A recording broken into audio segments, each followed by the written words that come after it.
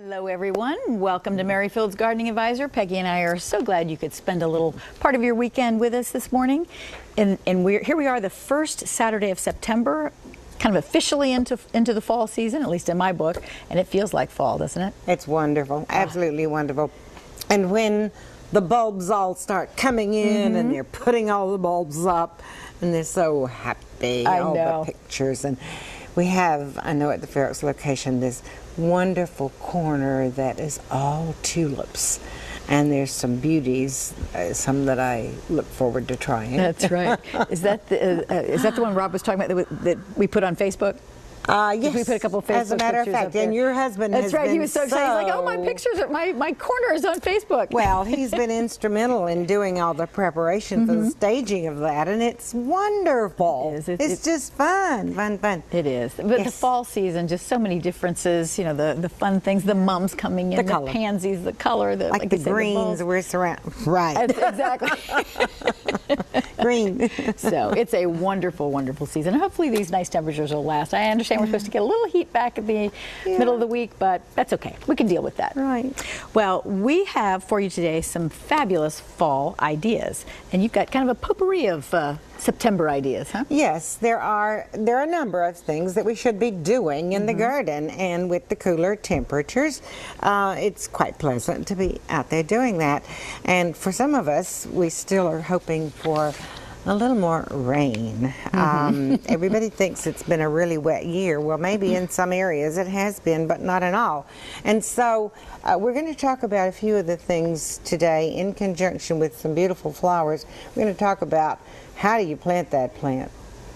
How do you water that plant? And those are the two keys to success with plants, is how you plant it and how you water it. That's you true. know, because the idea is that we've had a very wet year, and that's not the case for a lot of Especially in people. certain areas. Yes.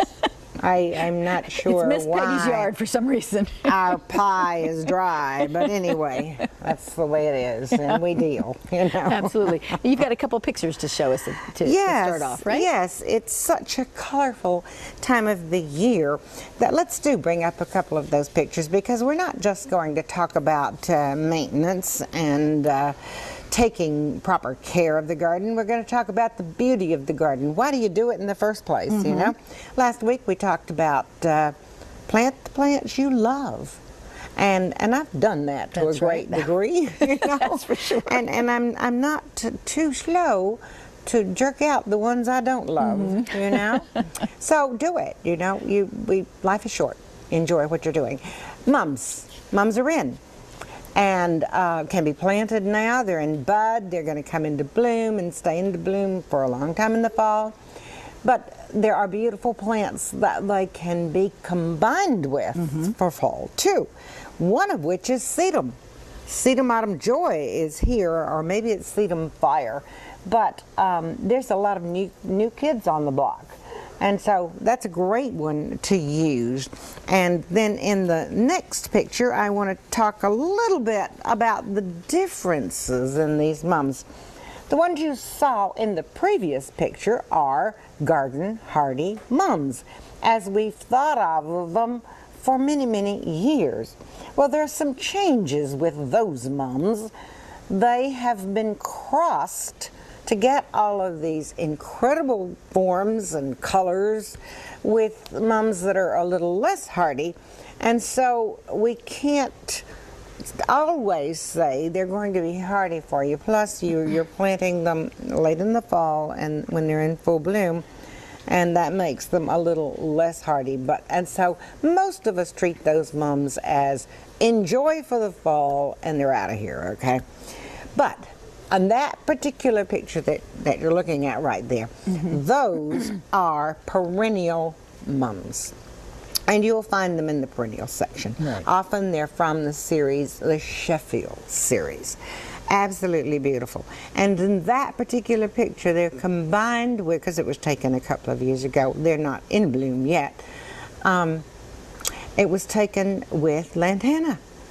Don't be afraid of some of those things you think of as annuals, because they're gorgeous in the fall and mix so well with everything. Right now in my garden, the lantana is gorgeous. Great. I love it. Well, before we get to the rest of the show, we've got something exciting happening today at Merrifield Garden Center because we're kicking off our fall series of seminars. So it's a great day. We've got 3 great topics to start off with. We hope you'll take advantage of them. At our Merrifield location, Karen Rexroad is going to be talking about fabulous fall container gardens. That's at 10 a.m. The Merrifield location is right next door to our Merrifield, the Merrifield Community Hall, where these are actually held, is right next door to our Merrifield location. So it's just next door, easy to find. So take advantage of that. She's going to be talking about whether it's flower pots, hanging baskets, window boxes, whatever you're using. It's a great way to kind of take out those summer looks and tweak it with fall peaking perennials and cold tolerant annuals. So that's going to be at 10 a.m. at the Merrifield Community Hall.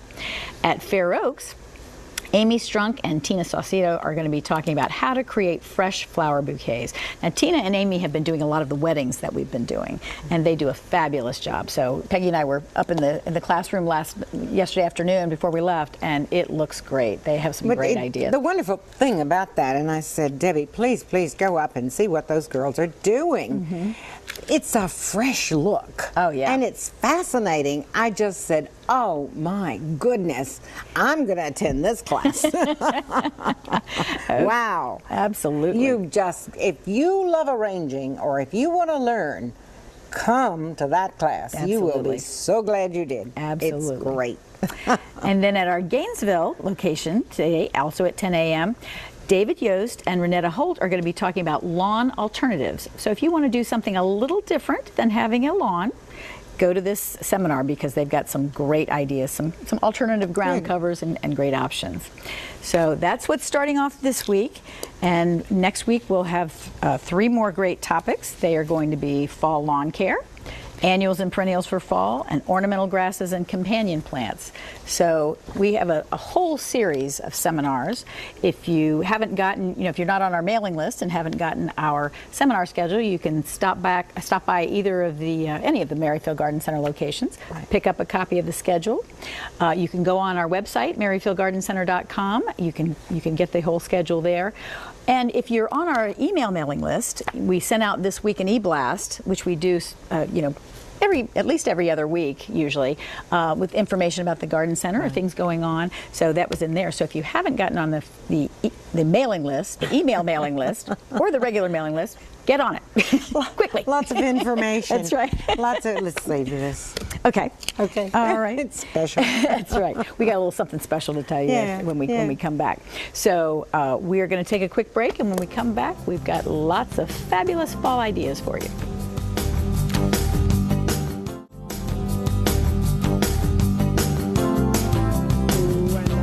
Hi, everybody. Welcome back. We've got a great show for you today. But before we get into our topic, a couple things. One, I wanted to mention that we will be taking your phone calls later on in the hour.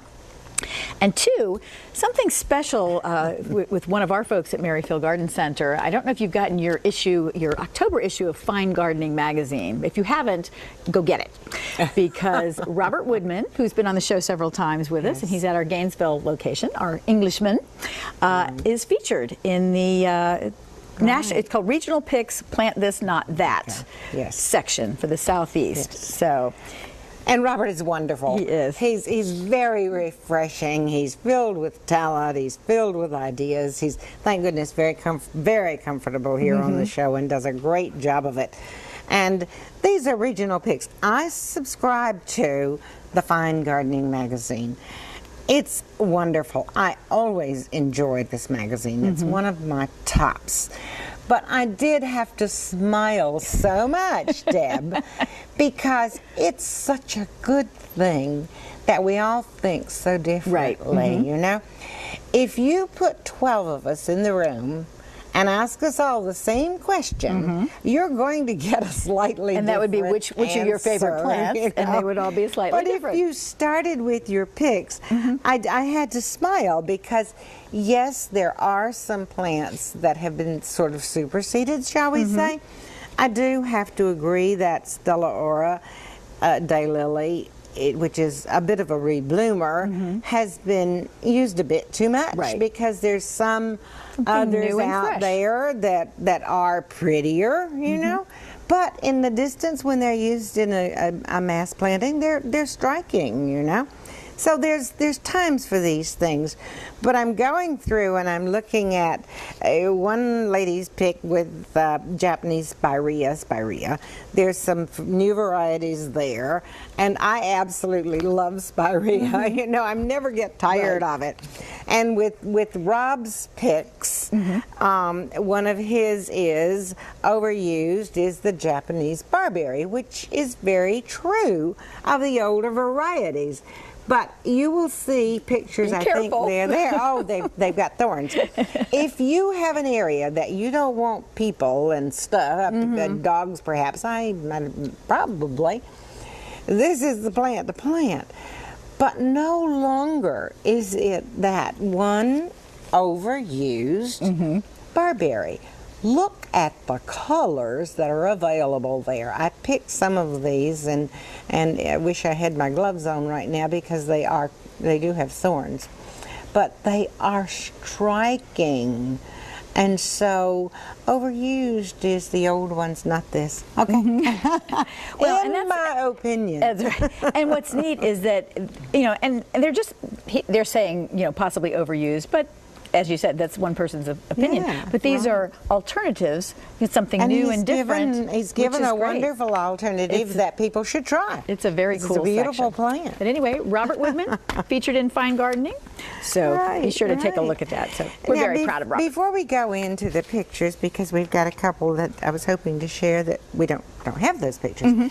But right now we have in all of our garden centers, the locations, a wonderful, wonderful selection of plants, organically grown fall vegetables, whether it's broccoli or collards or any of those, and the starts of all the different lettuce, okay? So I want to suggest to you that now is the time to get those into the ground, okay? Right.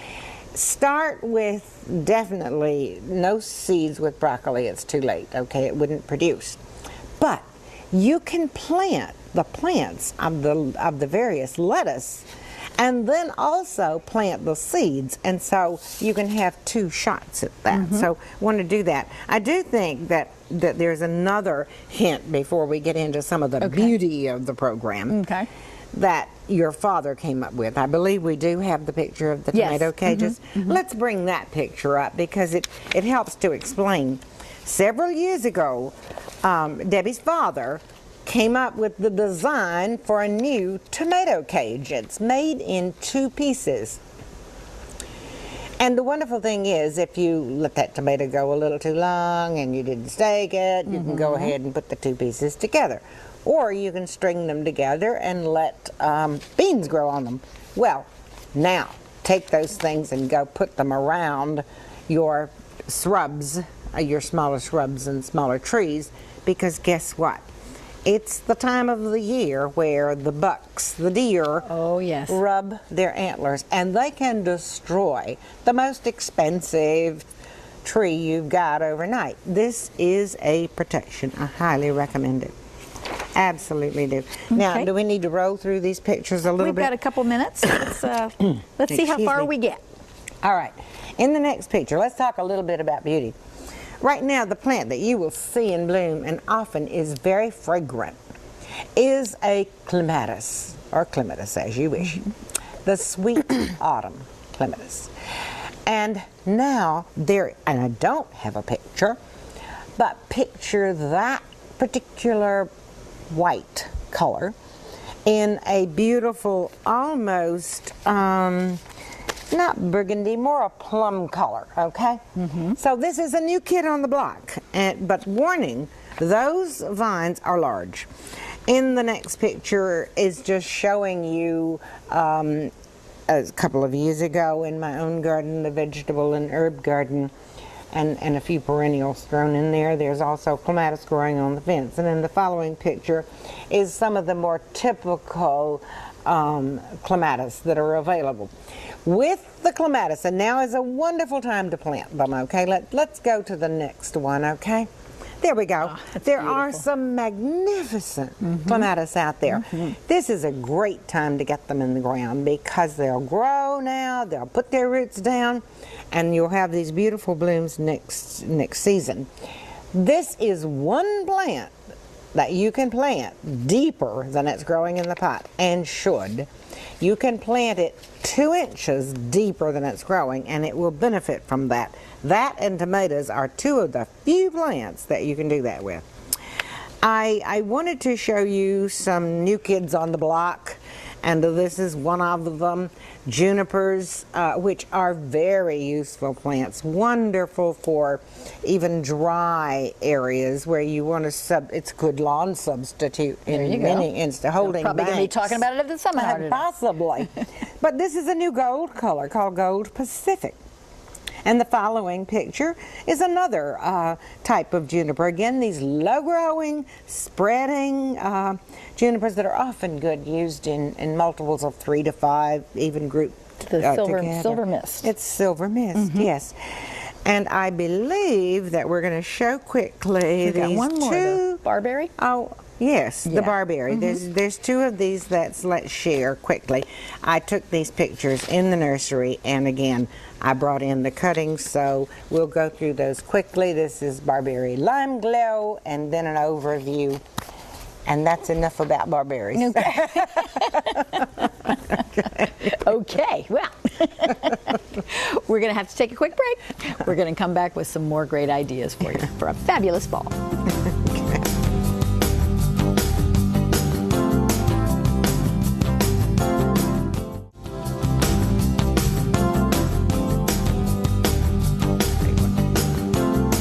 We've got more color to share with you because fall is such a beautifully colorful time of year. Yeah, it is, and I really sort of promised last week that we would continue with plant the plants you love, because that is so important. And I've heard so over and over this week from various of you who've come in, and I love it, by the way, when you come in and you say hello. From a couple of people, it's such an incredibly therapeutic thing to do, really, to get out and to enjoy this color and all the beautiful things that are available. So we put together a few of the things that are either new or underused, and in the first picture I actually have a picture of Althea, Rose of Sharon it's sometimes called, and they are in full bloom right now. This is a really beautiful one, and by the way, I hope you can see those names, and I hope it's helpful. We don't always have the opportunity to do this, but I tried to get as many of the names as possible on the pictures. Althea, blue, satin. But combined with that, this is plants that work well together. Combined with that is a perennial, which is almost a shrub, really, called Caryopteris, and it too is a new color, new kid on the block.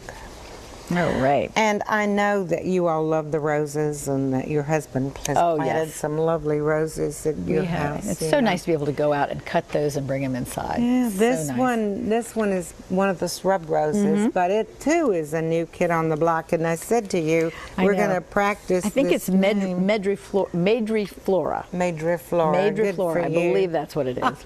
Don't quote me on that, folks. Though. It's a new line of the shrub type roses, and I was fascinated with this one because it has, as the rose ages, it changes color somewhat. And there were 2 there that were absolutely my favorites, and so they're coming up in the next picture. The first one that you'll be seeing is Peach Drift. It's just, look at the different tones that are in that one cluster. And in the next picture, a companion, which is Coral Drift. Now, I really should have put these 2 pictures on the same page. Beside each other? Because they work well together. There's actually some on the front of the table here, but they didn't transport terribly well. Okay, in the next picture, an absolute favorite of mine for fall because it's long blooming, particularly if you take the opportunity to go and deadhead some. Right. And it has seed clusters that the birds love, and that is Helenium. There are two new ones in this picture. One's Mardi Gras, and the other one is Fuego. Fuego. Fuego. Mm-hmm. All right. I believe so. Again, we're not getting quoted on any of these. That's beautiful. And then there was another new kid on the block. In the next picture, we have Hypericum. Hypericum is a shrub that loses its leaves in the winter time, but is very effective and low growing. And this one is called Jessica. I loved it. I caught it when it had just had heavy morning mist on it, and it was beautiful. Now, you don't have to have every new kid on the block. In the following picture is a golden oldie. Oh, yes. And I don't want to forsake the golden oldies, okay?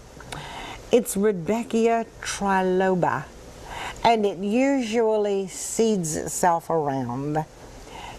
It's spectacular. Blooms in the fall, blooms in late summer, blooms right through in the fall, especially if you deadhead. Oh, the little birdies love it. Absolutely. And it's a great cut flower. Now, I think, Debbie, how many pictures do we have? We got about four more. Okay, we got plenty. Okay. In the next picture, again, I put together two plants that work so well together. And they're new varieties, too. The Achillea yarrow millefolium. Achillea Paprika is the varietal name. Absolutely beautiful. Again, you're looking at two excellent cut flowers here. You can cut them and bring them in the house. They're long-lasting and they play so well together. And then the Echinacea Flamingo. Here is another Echinacea. Now, this is from the same series, Colorburst Echinacea. And look, you've got a single and you've got a double, and you see a bud coming on. They're beautiful. They are. New kid on the block there, you got to try. And then the next picture is another of the Colorburst Echinacea series, and it's just called Colorburst Orange. It's coming up here a second. Come on, I think orange. It's coming. They're a little slow being able to. There we go. Isn't that striking? It is. It's sort of a multicolor, really. And I think you got one more picture in this one. In this picture, again, this is a golden oldie. And I'm so glad that industry has brought this back. Not only have they brought it back, but they renamed it, and it's taken me a while to get used to this new name. Reclassified it as Clematis. This is a perennial, fine little leaves, small flowers, starts to bloom in early summer and blooms until frost takes it away. And guess what? You don't have to deadhead this Yay. flower. I just love that. And it's wonderful also to bring in as a cut flower. Oh, yes. It's a filler. It can stand all by itself too, even though it's a small flower. Go in and plant one of those. You'll never be sorry. Absolutely. And as Peggy mentioned about the names, because we throw a lot at you, and as she said, we were able this time to put names on several of the pictures. But if you didn't get it down, you can always go to our website, merrifieldgardencenter.com, because we list the show, what we use as our show outline, with the pictures in there that they correspond to, and of course you can see the show as well. So you've got two chances there to get all these names. So, all right, we're going to take another quick break. Okay. And we'll be right back.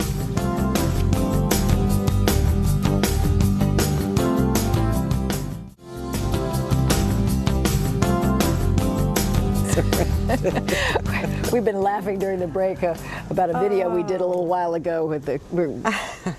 Never mind. Well, we'll get to it in a minute. We'll tell you. What would you like to tell us about, Peggy? Well, I really do in this segment, before we do go into the phone calls, want to stress the importance of proper planting and proper watering. This week particularly, and I think probably Well, part of it is because it's been very dry in parts of our areas. I know that some areas have had good rain. But if you take your shovel outside and you dig down shovel deep and it's powder dry, then you really need to pay attention to watering. Well, you need to pay attention to watering for your fresh plants for a period of time also. Right. But watering is such a key. But I also saw several plants come back in that had been planted too deep. I mentioned earlier that when you're, let's say that this is a Clematis, okay, vine, and it's growing in this pot like so. With the Clematis, which can be subject to a wilt, you can avoid that to some degree, or know that it's going to come back. Just because it goes down with the wilt does not mean it's dead. Right. Often they come back, but it may be a while. But a lot of people this week, well, not a lot, but enough did, with that root ball of plants, had planted it, and you can see where it has been done that way, and planted it maybe 2 inches deep. Wow. Rather than planting this a little bit high, the root ball, so that when it settles, it'll be at ground level. A lot of them were planted much too deeply, and sometimes even an inch is not good, but most of them had been planted 2 inches deep. Now, the next issue that was a problem was that there was mulch packed into the plants themselves. Right. So not only was it planted too deep, but it had mulch on top of that. When you're mulching, please hold the mulch a little away from the stems. Don't pile a lot of mulch into your plants, okay? Particularly the newly planted ones that are trying to get established. Now, I'm not saying that you can't have some mulch on top of these things. That's fine. Just don't stuff 3 inches of mulch into your plants, okay? Now, when you do plant these plants, some people improve the soil. I do, okay? I always add things to the soil. Usually it's my compost, which is leaf grow. You can buy leaf grow by the bag. It's wonderful. I also use a great product. It's a exploded slate. Let's move this over. Called Permatil. Well, I'm going to take it out of there. We were hiding your face there as you were talking. Now, this is what we, Debbie, you can tell them what we were laughing about, okay? We did a video a couple of years ago, and Peggy was trying to, well, actually, I think you were Cutting dividing the plant. You were dividing the plant, and it would not cut, and it went on and on and on, and it just got to be so comical. So when she started cutting here, I was like, oh boy, here we go. I said to her, this is going to be a plant that is not going to come out of here. I've got that feeling. So what I did was cut the pot, okay, so that I don't pull it apart. That's not always necessary. They usually slide right out. But let's slide this out and see if we don't make such a terrible mess. Anyway, all right, what you have here is the root ball that has, well, I'm going to hold it up like so, Debbie, hopefully it's not in front of your face. Okay, you have a root ball here that has roots going around here and gathered up in the bottom. That's fine, okay? This plant is going to be just fine. But before I plant this plant, I am going to remove some of those matted roots that are down on the bottom. To the side a little bit so you can see. There we go. I love my Joyce Chin scissors. I can't be without them. They're in the kitchen, they're in my pocketbook, they're in my planting bag. Okay, I don't want to destroy this, but I want to loosen those roots so that they don't go around in a circle. And when I hit with the shrubs, you're going to come up with some larger ones. I want to be sure that I'm going to be sure that it stops going around in a circle up here, and I will do that on the other side also, without destroying the root ball. And then I'm going to sit that into the area that I have improved, and it's going to be planted just a little bit high. I will put a little soil over the top of it. Now it's in a mound to some degree. Now, what about watering? This root ball has a lot of peat moss in it, and it's going to be a different texture than the soil around it. Number one, you don't dig a hole that has absolutely smooth sides. You want to be sure with that shovel, if you're digging an individual hole, that you break it up somewhat so that those roots can get out into that soil and grow well. If they hit a solid wall, it's harder for them to integrate with that existing soil. But when you are planting, after you've planted this, soak this root ball and all the soil around it very thoroughly. And then periodically check the soil, pull back any mulch, and feel the soil and determine, is it getting dry or is it still moist? If you think it's beginning to get dry, be sure you thoroughly wet this root ball and the soil around it again. This is the responsibility that you have to these plants. They need a drink of water every now and then, but they don't want to drown. Okay, so you have to watch that. It's a fine line. Right. And sprinkler systems, believe it or not, kill a lot of plants. They do. If you're not careful. They are designed for the lawn, and particularly if you're trying to establish, let's say, a dogwood in the center of that lawn, and you have a sprinkler system, an established dogwood might take it and be happy. But one that isn't is not going to be happy. So watch your watering. And just we've got a couple pictures as some reminder tips. The first one, as you said, plant high. Think about that settling going down. And then the next one is very obvious. Remove the tags and wires.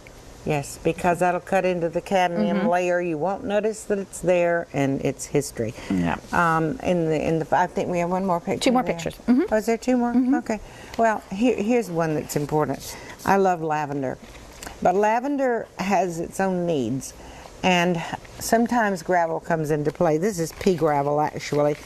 I did improve the soil here. It's on a hill. It was terrible soil. I worked a lot of organic like leaf grow and so forth into the soil, and a lot of permatil, which is the exploded slate. And then it's excellent drainage. I mulched that with the pea gravel so that the lavender had perfect drainage. Now there's another thing that you can also use this permatil for. It's not cheap, but it's fantastic. I love it. Vol block is the other Vol name block for is it. the other one, yes, and there's a reason for that. I had planted you can do tulip bulbs, you can do your oriental lilies, and put a line of that around them, and it helps discourage. It's like planting this barberry that helps discourage Keeps the undesirables particularly small children from wandering where you don't want them to go, okay? Well, that supposedly is going to help keep the voles from going there and eating those bulbs. So those are some of the things that are very important to being successful with your gardening. Absolutely. We're going to take a quick break. When we come back, you're going to take your phone calls. So give us a call, 703-387-1046. We'll talk to you in just a minute.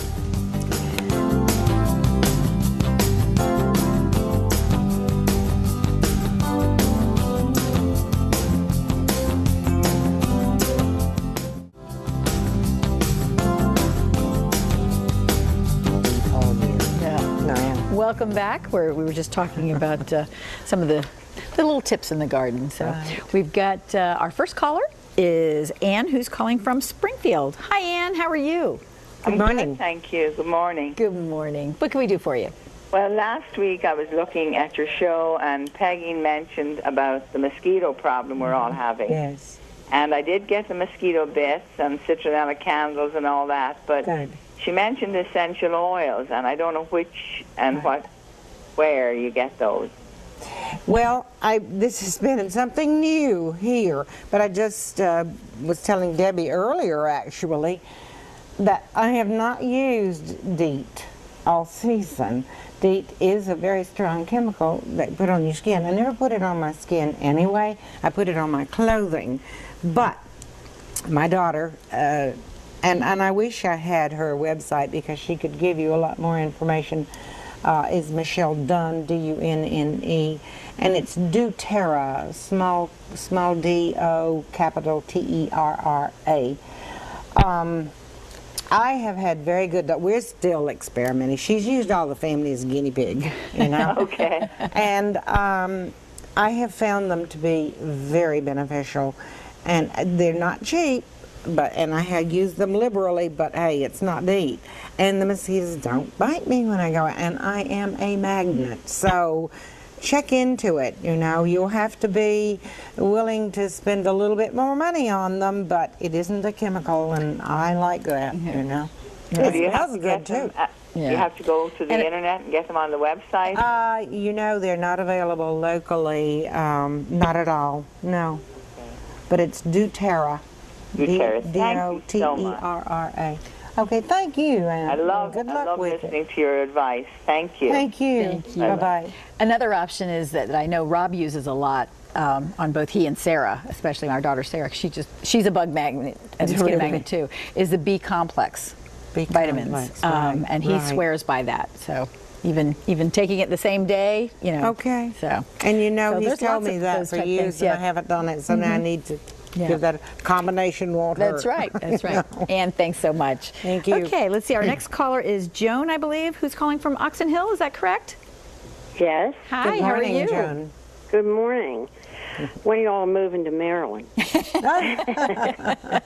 Every Saturday morning we're there. You know, it's a beautiful ride over there. It really is. And it's fun how many of you Maryland people come over to visit, and it's such a delight when you say that. We had a couple of gentlemen in yesterday from Upper Marlboro, and it was just fun sharing with them. So when you do come in, say hello.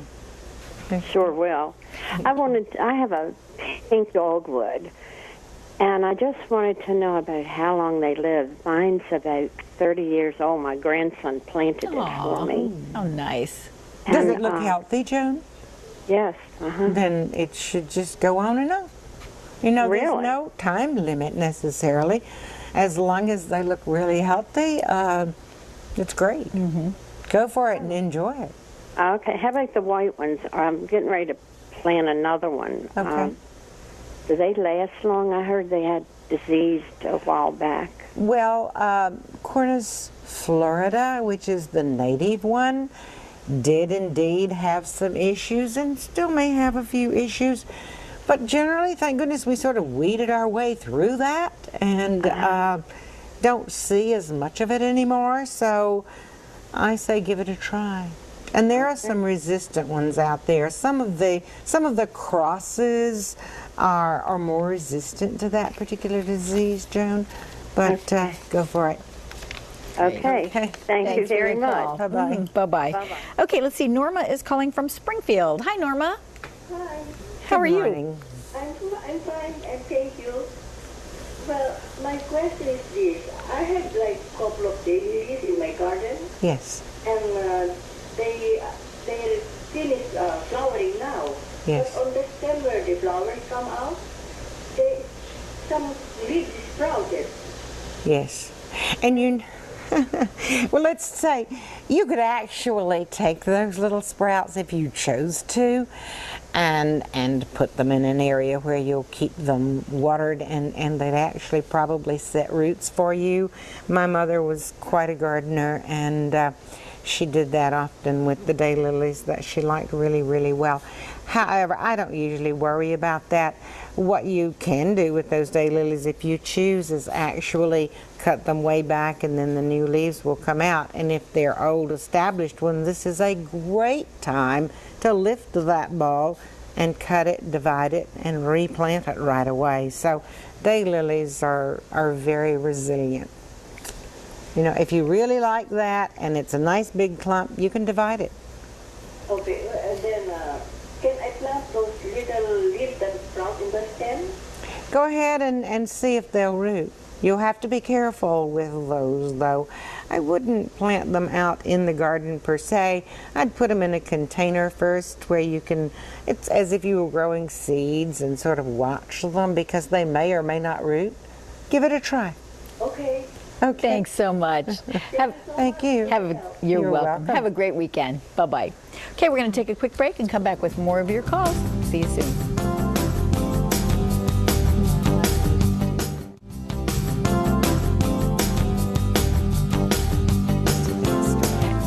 Our hour always flies by, but let's see if we can fit a few more phone calls before we have to go for the day. Let's see, Shirley is calling from Vienna. Hi, Shirley. How are you? Hi. My town. That's right, my hometown. I have two questions in one, actually. I'm trying to find out how to prune the endless summer hydrangeas, how and when. Also, the knockout roses. Okay, we'll try to do that quickly because we're running a little short of time. And both are very prunable. As far as the endless summer hydrangeas are concerned, and I do love those, they don't really bloom for me quite as much as I was hoping, but nevertheless, woo, the spring bloom is spectacular. Number one, they bloom on new wood also, so that if the older wood gets nipped back by a late frost in the spring, you don't lose a whole season's growth. Actually, if you haven't snipped away your old blossoms, it's time to do it. Let's pretend that this is a hydrangea, and this is the dead, so to speak, look of that. You can just go in and snip that off and get rid of it, and it looks neater, okay? And if you had done that earlier, you probably would get a lot of new growth coming out just behind that would bloom again before frost gets it, okay? Now, if the plant has gotten way too big, you can cut back several feet, actually a couple of feet if you choose. I personally would wait to cut it back until early March and then let the new growth come forward, okay? But I think you could still cut some of it now. Just above, there'll be two opposite leaves, and you would make that cut just above those leaves so that your new growth will come out from that, okay? So that's how you can do the hydrangea. Okay. Now, if you trim the old-fashioned hydrangea right now, it won't have new growth harden in time for it to flower next spring, so don't do that. This is endless summer we're talking about. Okay, and then the knockout roses. The knockout roses, yes. If you remove, and you really should, through the season, remove the dead flowers. That really keeps it in bloom. And you can take it back by a third. I would say wait until all the blooms are finished in October, late October, and you could cut it back in the spring in March too, and it will bloom well if you need to keep the size down. And you can always pop by the garden center, talk to our absolutely plant information desk, the plant clinic, and they've got lots of ideas for you. Right. So, thanks so much for the phone call. Well, thank you so much. Take care. Bye-bye. Bye. Okay, let's see. Nancy is calling from Arlington. Hi, Nancy. How are you? Good morning. Great, thanks. What can we do for you? I have a butterfly bush. Similar question. Is it a good time to prune it? And will it still bloom now if I prune it back? Deadheaded? You know, I wouldn't prune that back heavily now and expect it to continue to bloom. What you need to do with butterfly bush is go in and remove that dead head, and hopefully you already have some little immature ones coming on behind it. That's how it keeps going, okay? If you continually, once a week, go out and nip away some of the old blooms, you can keep that plant going until frost. And honestly, that is one remarkable plant. And now there are miniature forms of that one too, and some of them get quite large. And then I personally wait until March to cut it back heavily, but some people cut it back when they're fall cleanup quite a bit, okay? Right. So you've got some choices there, but keep it deadheaded right now and enjoy the blooms until frost takes it down. Okay, Nancy? Thank you. Yes. Thank you. Bye-bye. Love the butterflies. Thank you you. too. You Bye-bye. too. Okay, let's see. Hagar, I believe it is calling from Suitland. Are you there? Yes, I'm here. I understand you have a pruning question as well? Yes, the rose of Sharon. Is Yes. it too early to cut them back? Rose of Sharon's still blooming for me, and I don't want to cut away any blooms, okay, because I've looked forward to them for quite a while. Right. You certainly can. Do you need to trim it back? Is it too big? Yeah, they're about 6 or 7 feet in there, some of them. Right, yes, and that's normal for a lot of the Rose of Sharon. Absolutely normal. You don't want to cut too heavily, but you can take it back some. But I wouldn't do it until you've gotten all the bloom out of it, you know? Oh, okay. Enjoy those blooms first. Don't take them away. Okay, so March would be okay to trim them back in March? To some degree. Yeah, I want to cut them back to hedges. Right now they're about 6 feet, some of them about 7 from all the rain we had this year. Yeah, well, like I say, that's normal for a lot of those particular plants, you know? Okay. Okay, thank you for Thank you so calling. much. Oh, you're welcome. Have a Thanks great for weekend. answering my call. I've been trying for about 3 years. Oh, goodness. I'm glad you got on. Take care. Thank you. And thank you all for joining us today. Thank you for all the great information. Next week, David will be here. We've got kind of a back to school for gardeners next week since everybody's back to school. I think that's going to be a very interesting show. Absolutely. Speaking of back to school, don't forget the seminars begin today at all 3 locations. Take advantage of our wonderfully talented staff. Have a great week. Bye-bye. Thank you.